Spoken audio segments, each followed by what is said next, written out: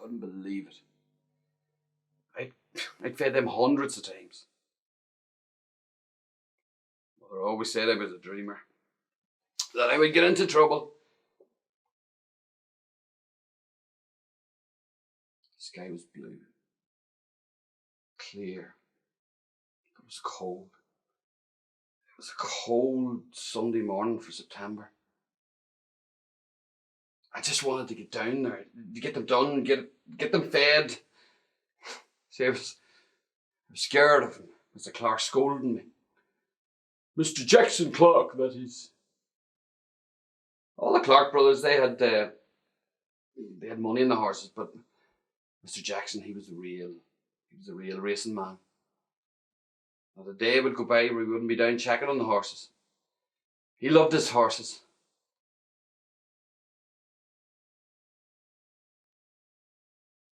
They were fair, the Mr. Clarks, but you wouldn't want to cross them. And he's the man and woman they give the road for being late or not doing their job proper. Lord knows we needed the 4 shillings and 6 I brought home every Saturday. I give it all to my mother, of course, but sometimes she let me keep a wee bit for myself. Saying on to your father, I should say.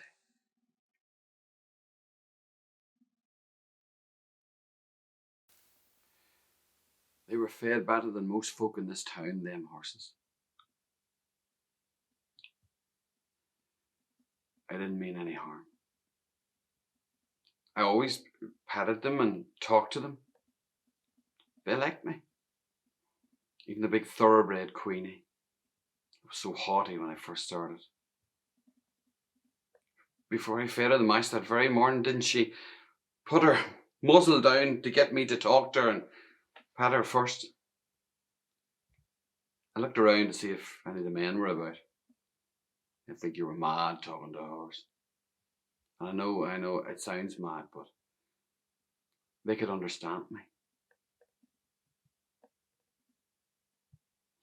I was telling Queenie my woes one morning when I heard this sharp voice behind me. You talking to the horses, lad?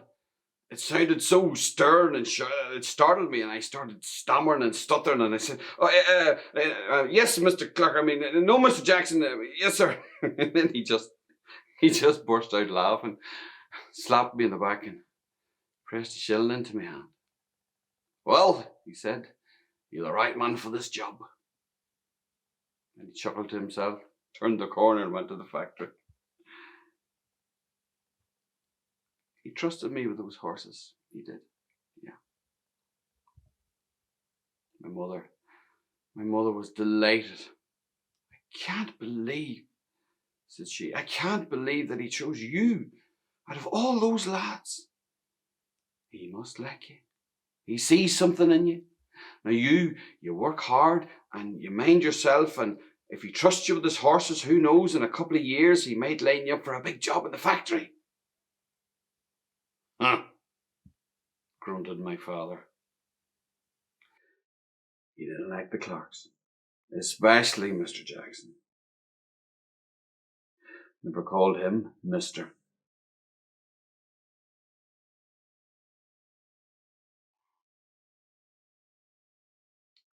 You're a good lad, eh? He said on a May morning when he first took me to the stables.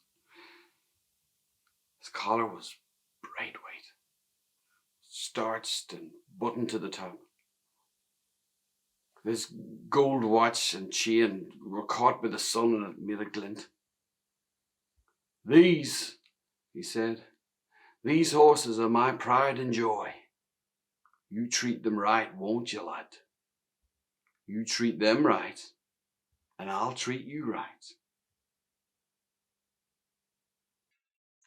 Taking over the whole town, they are.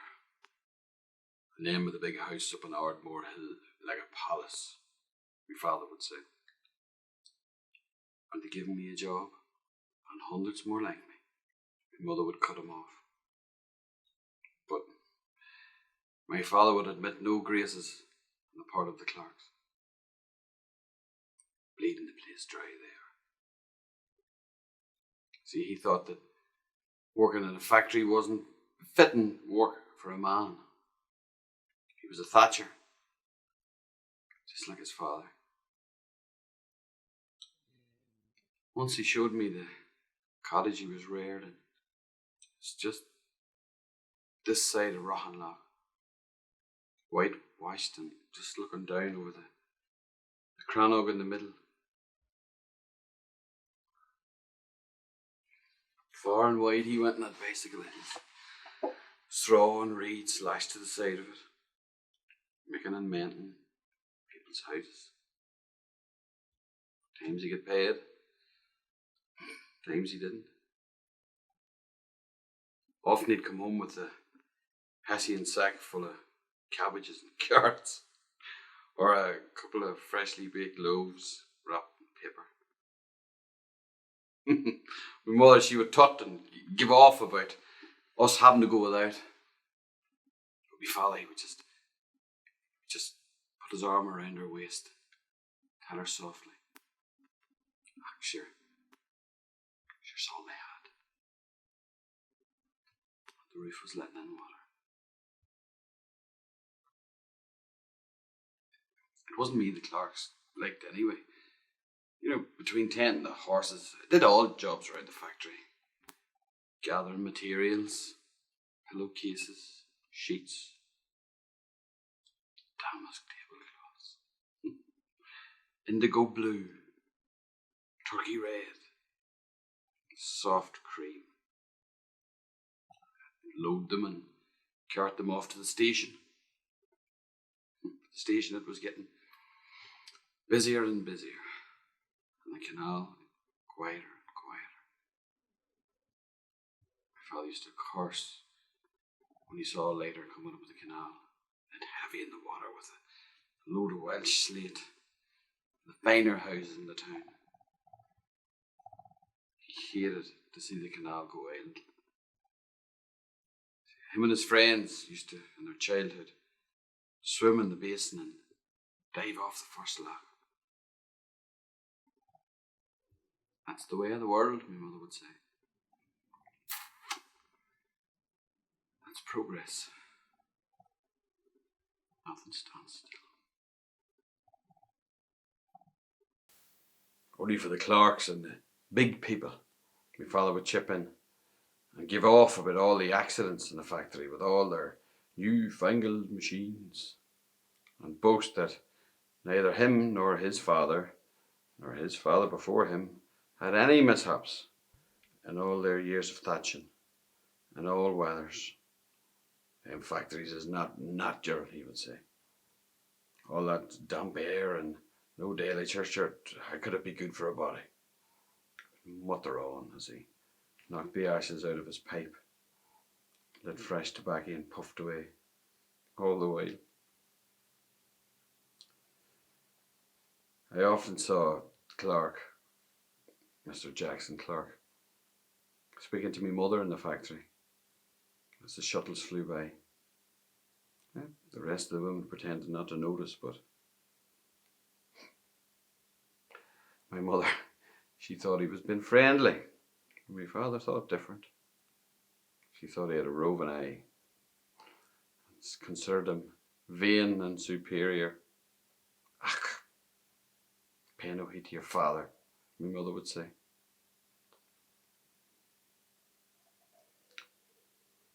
The day before it happened was Saturday, early May. I'd just finished making mash with the last of the salt. The mash had to be mixed exactly as Mr. Jackson Clark said. And none of the Mr. Clarks been around. I had nobody to ask for more salt. So we headed into the weaving shed. Such a noise. And above all the noise could be heard a roar. Away on and use your gumption, cub, and don't be annoying me. I have orders to get ready for the train station at 11 o'clock. You do your job and I'll do mine.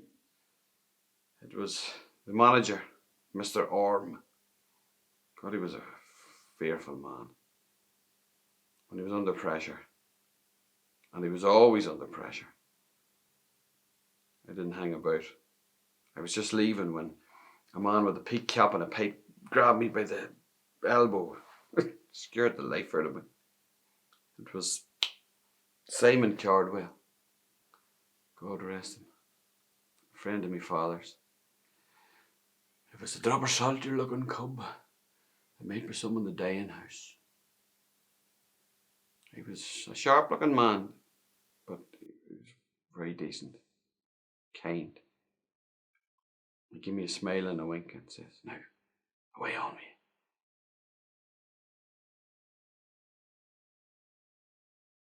All was well. That Saturday I brought the horses in and it was still sunny. It was warm. And I wanted to go to the basin to meet my friends. It was this wee girl, Katie. I'd get talking to her the week before outside the chapel, and I was hoping she'd be there.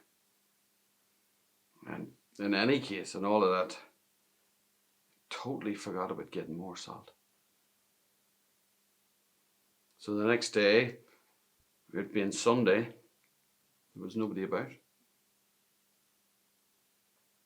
was quiet, eerie. It was strange not to see the smoke billowing from the big chimney, with the roar of the men and the laughter of the women, and the whir and the hum of the machinery.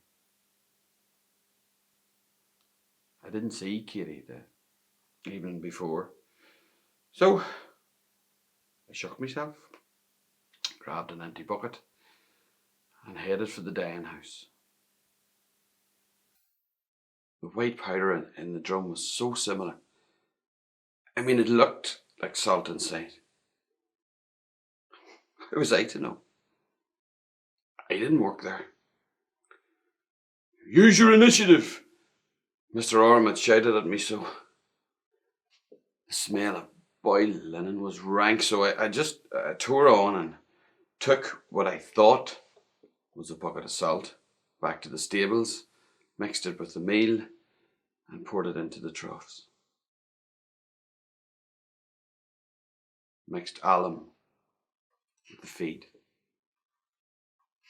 Alum. They use it on the linen before dyeing it. Aluminium sulfate. I later found out it was called. The horses whisked their tails and whinnied as if to say, "Where were you all morning? Aren't we starving? How can we win at the races on Friday night if you don't feed us?" They'd done well at the Aughnacloy saddle race, and Mr. Clark had high hopes for Queenie down Royal the following year. I'd barely tipped the bucket in to the trough when they had it down them. I mean, if it was poison, it must have tasted like it. I let them at it and went to get fresh bedding. The muck I'd pile up in a dohel, and when it rotted down, I would take it up to Ardmore Hill for Old Mrs. Clark's roses. I would groom them when they were finished, first with a brush and then with a soft linen cloth. Then after a few hours, I'd lead them out, one by one, to pasture. Mr. Jackson didn't like them out grazing all day in case they'd put on too much in the midriff. "We'll not get the saddle at Queenie if she's out grazing all day, lad."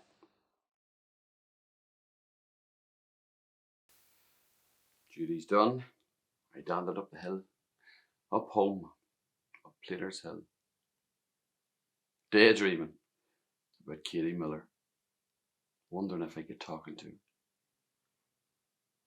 I could hear my mother's words, and I could see myself in some future time as a factory manager, having taken over from Mr. Orm on a good wage and on good terms with all, and married to Katie with a clatter of children. I met her, you see, the week before. She was an apprentice weaver, and Mr. Charles Clark asked my mother to look out for her, show her how to work the loom and set the shuttle. There was a twinkle in my mother's eyes as she spoke about Kate, telling me what a lovely girl she was. I was just after bringing in more coal. I was about to head back to the stables when there was a rap at the door. It was one of the other young lads, Joseph O'Neill. He told me Mr. Clark was looking for me. I knew it wasn't good news. He spoke and his head bowed and in barely a whisper. He said that I was to go to the stables and that I was to wait outside. Outside. He was very, very particular about that. And you don't get sent for good news like that. When he arrived, the stable door was half open and I could hear inside 2 voices. I didn't dare look in. I just stood outside like I was told. It was like Judgment Day, the waiting and the walking. I just wished that he would have come out and said what he had to say and do what he had to do. I could hear the laboured breathing and the cough of the horses. They were hale and hearty when I left them, and what could have happened? A man I recognised in a tweed suit with a leather briefcase. He startled me as he hurried round the corner. It was Taggart, the vit from Dungannon. Mr. Clark would have used him to check on the horses before and after the races. There was a muted greeting, a conversation. The men spoke in low voices I couldn't hear. Then out stepped Mr. Clark. He stared at me for a few seconds. What did you do to my horses, Davison? I, out with it, lad. The vet needs to know. We may save 1 or 2 of them yet. Quit your stammering, boy. What did you do? And he raised a bunched fist. I fed them, Mr. Jackson. I fed them as I do every morning. My throat was dry. I couldn't get. I was trying to get the words out in the right order. What did you feed them? You half-wit, he hissed. I could feel his hot, angry breath on my face. The oat mash, sir. The oat mash and clean water. And nothing else. Just some salt. Just like you showed me. The shadow of the big chimney fell across us. And I was wearing an old suit and a shirt of my father's that I was yet to fill. Before I knew it, Clark had me up by the scruff of the neck and the collar. Show me! His words were cut off by another vet, Doris from Cookstown. He emerged with the bucket. I forgot to put it back in the dyeing house. I dropped from Clark's grip and I was shaking like a leaf. He turned to the vet and there was hushed conversation and I could see Doris running his fingers round the brim of the bucket and a sample and put it up to the nose. He handed it over to Mr. Clark. Something came clear to them.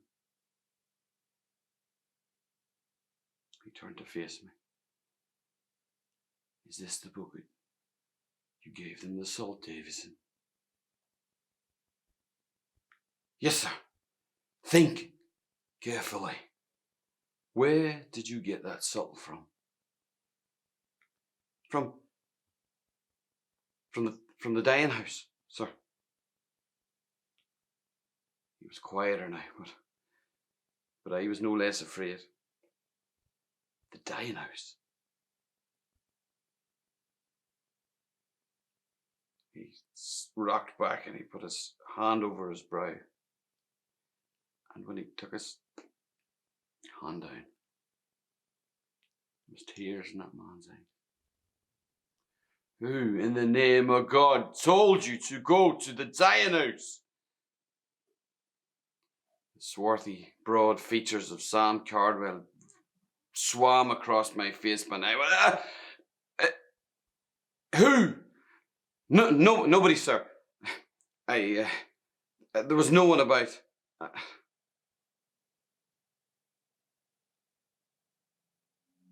What he was going to say next, I never found out. For Taggart shouted from outside. We've lost another one. The vet looked at me as if to say, go on. Get out of here while you still can. And he called after me. You'll not be needed this afternoon, lad. Nor tomorrow.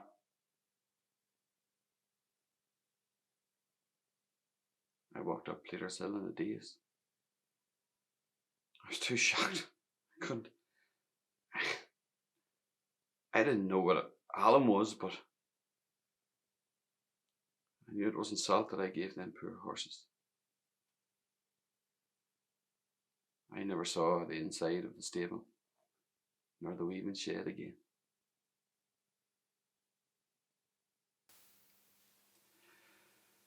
I told all at home. My mother was very quiet. Of course, my father, he leapt up and demanded to know if Clark had laid a finger on me, threatening to lay him out if he had, fine gentleman or not. I reassured him that Mr. Clark hadn't. In truth, I felt sorry for Mr. Jackson Clark, for he'd only ever been good to me. The Monday, I hung around the house all day, waiting for my mother to come home. I set the fire, swept the floor, did all sorts of odd jobs to keep busy. The clock ticked louder and louder, and the gnawing feeling in my stomach grew and grew. She came in and she smiled and hung her coat up. But then she turned to me and she sobbed. There's no more job for you there, son. 2 more of the Clark's horses have died. She held me tightly and she cried. I ached, and I didn't know if it was for the shame of my mistake or the poor horses or the loss of the weekly wage that I knew we badly needed, or the death of my mother's high hopes for my advancement in Coalisland weaving factory. She held me for a long time and told me there'd be other jobs, but she made a poor liar. Sure, she had no practice in it. My father, he told me not to worry about it, that whenever the thatching picked up, I could go out with him and I could learn a trade befitting of a man. But sure, thatching was dying. The only people that needed thatch mended was country people. And as my mother said, they weren't the ones with the money. I worked here and there, but I was never going to stay in Coalisland long after that. Once, I saw Katie at church with her father, but he just glared at me and steered her away. I would forever be known as the lad who killed Clark's beloved horses. So, about a year later, on another sunny September morning, I boarded the train at Coalisland station, barely a stone's throw from the weaving factory, to Belfast. I looked out the carriage window at a crying, waving mother and a father with his head bowed. I used whatever bits of savings I had and I took the boat to Liverpool. And before I knew it, I was working in the Yorkshire mines, south and west. I settled in Rothwell amongst great people and married a lovely local girl, Martha. Had children, now grandchildren.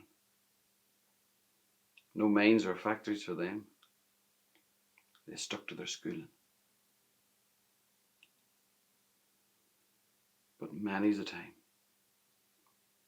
deep underground in the near pitch black of a Yorkshire mine, my thoughts drift away from the pick and the shovel, back to that sunny September morning, waiting outside the stables with a knot in my stomach. Or to happier times, to the coziness of my parents' home up on Platers Hill, or talking to Katie by the shimmering basin, dreaming about our future lives together.